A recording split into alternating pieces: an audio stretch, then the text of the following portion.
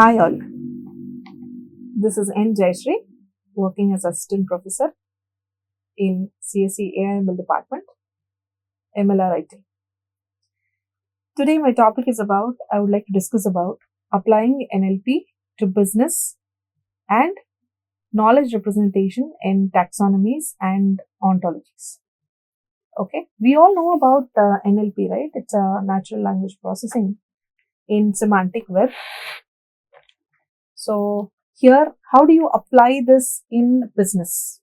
How you really work this semantic web or in a cognitive computing?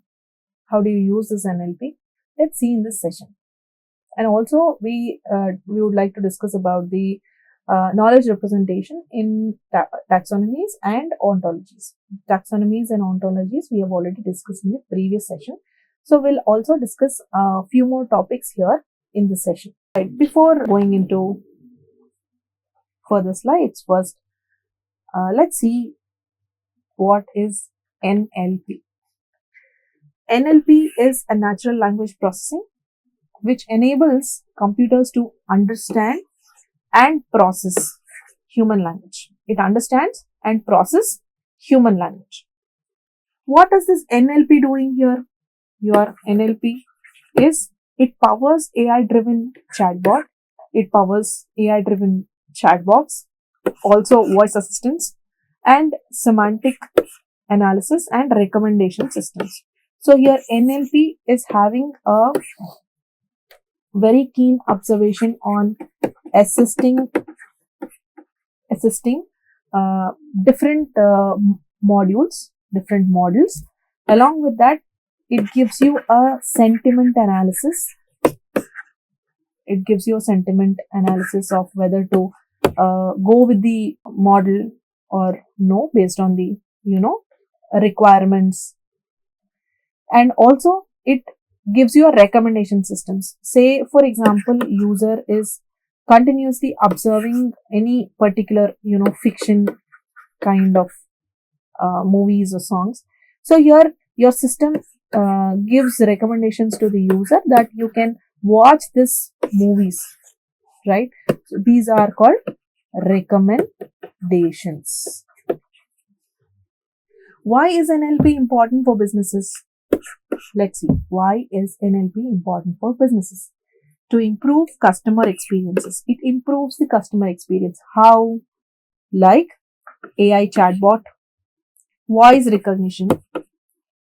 Based on this, not totally based on this, with the help of AI chatbots and with the help of voice recognitions, it improves the customer experiences. For example, we are a customer and we are trying to complete our work using a machine. So our experience to the machine is making it easier, or our experience or our work, which we are doing it in our daily life, is we are making it very easy with the help of chatbots. Okay, and along with this voice recognition, like say we are human life has become so easy that we are not interested to type the text which we are requesting.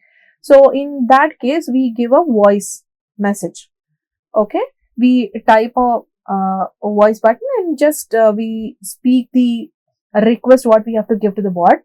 That gives it converts your voice directly into a text. So this voice recognition is converting your voice into text, and that text adds up as the request to the machine.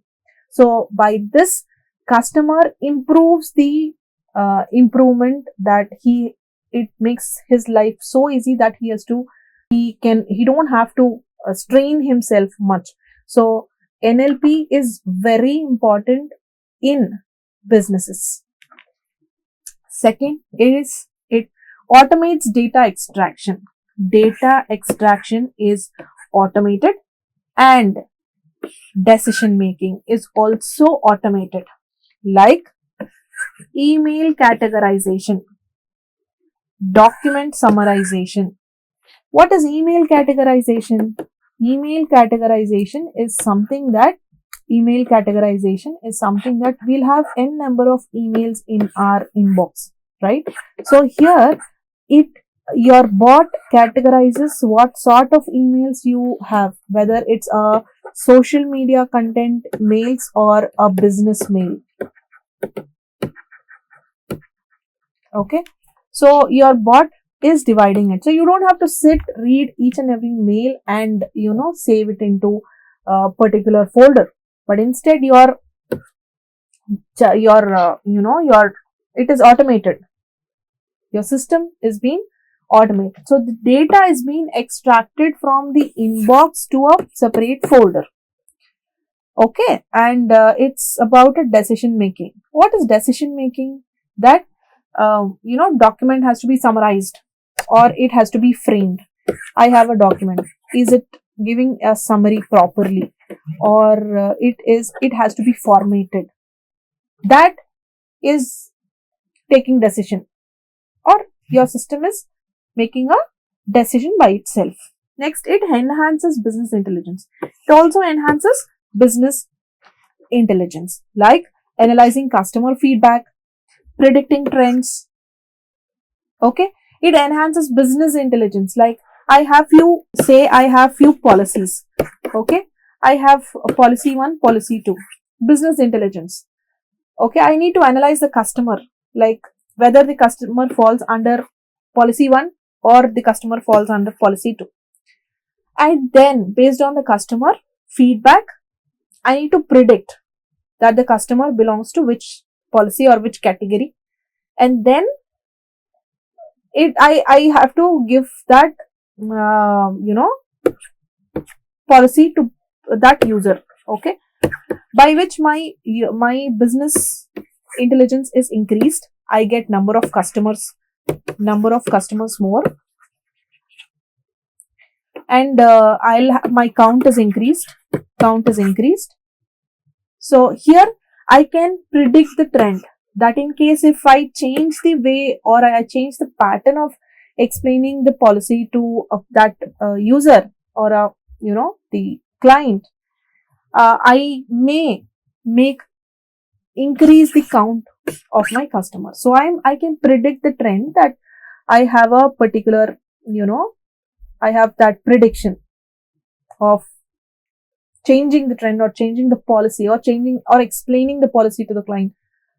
Policy cannot be changed, but the way you explain them or the way you show the benefits to them makes the user to come to your policy or take your policy, right? Here policy I am just taking as an example. Okay, I hope you understand how NLP works in business. Okay, now here what are the applications in NLP? Business applications. There are many, we'll discuss few, like chatbots, virtual assistants. We know chatbots, we know virtual assistants, right? So here NLP helps to understand customer queries. First, you need to understand the customer query, and also you provide the relevant response to them. Your NLP understands the query of the customer, and then it provides the relevant response to them. In case if you're you don't have the patience to understand the customer requirement, then you cannot fulfill or you cannot get the count of a customer. So your business doesn't go up, instead it goes down. So to increase the number of customers, your NLP plays a major role, like Siri, Alexa, Google Assistants. It automate all the customer services. Okay, this is one of the application. The next application talks about sentiment analysis and machine research, market research. Sentiment analysis and market research. The business analyze social media. Businesses analyzes social media, reviews, feedback. These are the major points. Okay, social media, reviews and feedbacks to understand the customer emotions. Sentiment analysis itself tells it's about a emotion. Example, you have a brand reputation which is been tracking using NLP on Twitter data. Yes. So here the brand reputation is tracking using NLP on Twitter data. I don't think, no example can explain more easier than this. Sentiment analysis is nothing but the customer emotions. You understand the customer emotion and you do a market research. How do you do a market research? Using social media, reviews and feedback. Okay. Example, I have a brand, Nike. And track the review of it, whether it is 4-star rating or 5-star rating. Based on the rating, I will choose the brand.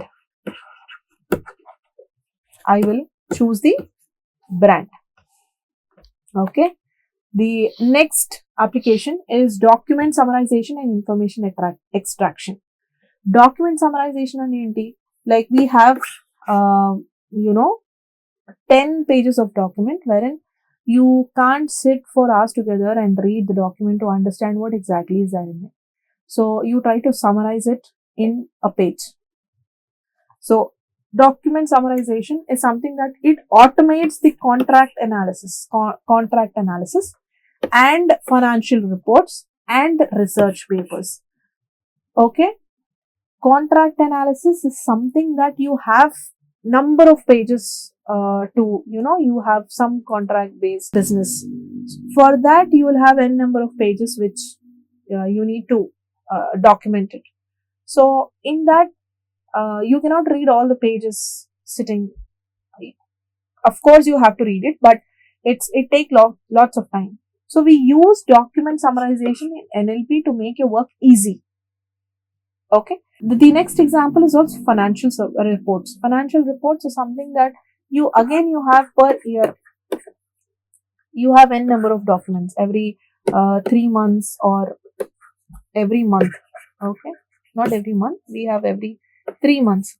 So we have four documents. Say we need to check all the 4 documents. So what do? Using all 4 documents, I'll make only one document which my financial report shows every year how many transactions I have done and so on. It just gives me a summary report. Next, research papers. Again, research papers is something that which is having more number of pages, where using document summarization, your data or information is extracted and it gives you the very gist of one page, where that page includes maybe the name of the author, year of publishing, name of a title, and what are the keywords identified, and what are the models used, what is the algorithm used, and so on. So in this one sheet, maybe you can incorporate 20 to 30 papers of information. 30 research papers of information can be just shown in one paper. That's called summarization. Example, AI powered document which is used to summarize legal and healthcare sectors. Next application is personalized recommendations. Personalized recommendations is NLP enhances e-commerce, content streaming, mostly Netflix, Amazon, Prime, so on. There are many content streaming apps which is used by analyzing the user's behavior. Personalized recommendations, again, whichever content you watch on mobile, based on that information you get recommendations that you can also watch this, content. So these kind of recommendations are given to the user to make his work easy and make him occupied.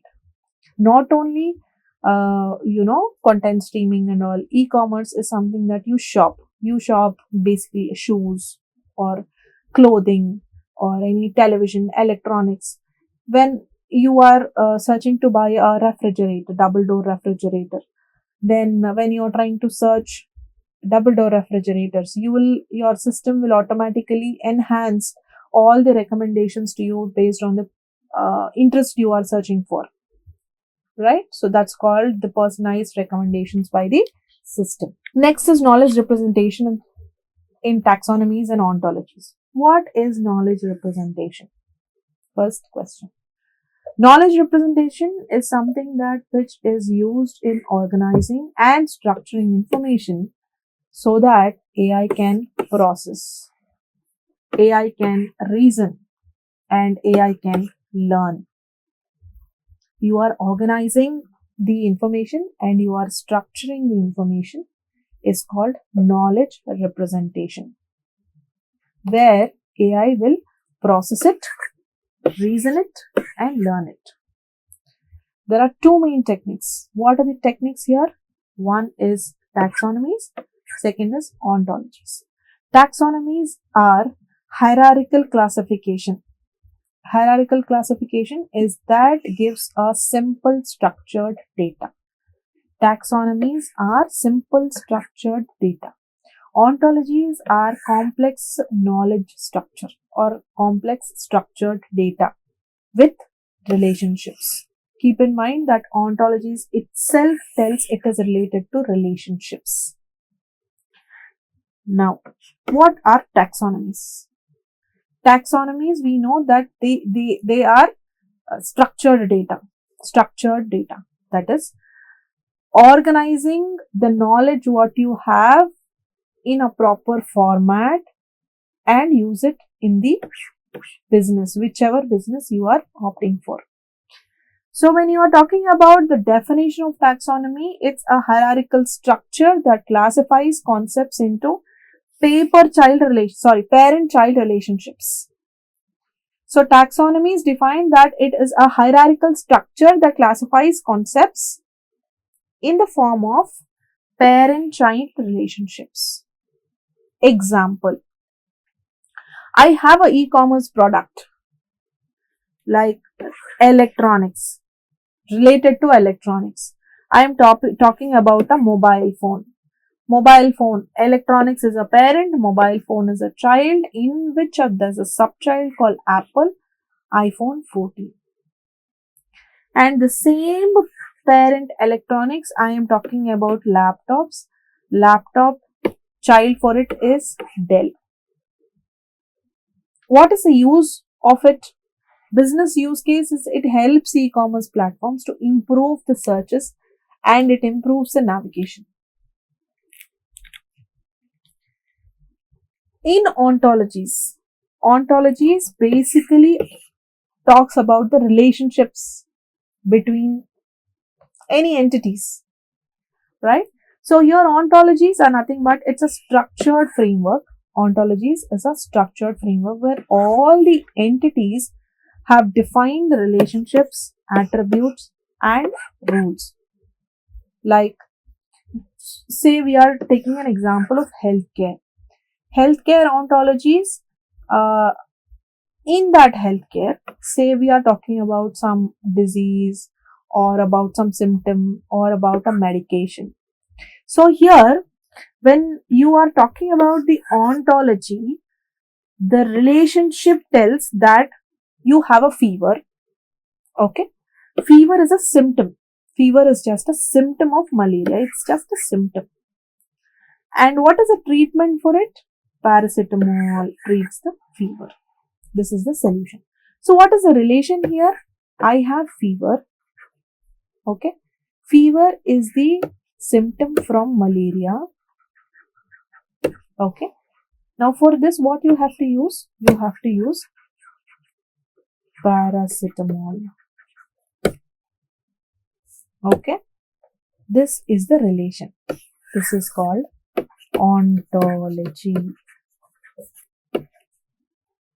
Okay. What is the business use case here? AI powered clinical decision report where systems are used in healthcare. Now, another case study and future trends.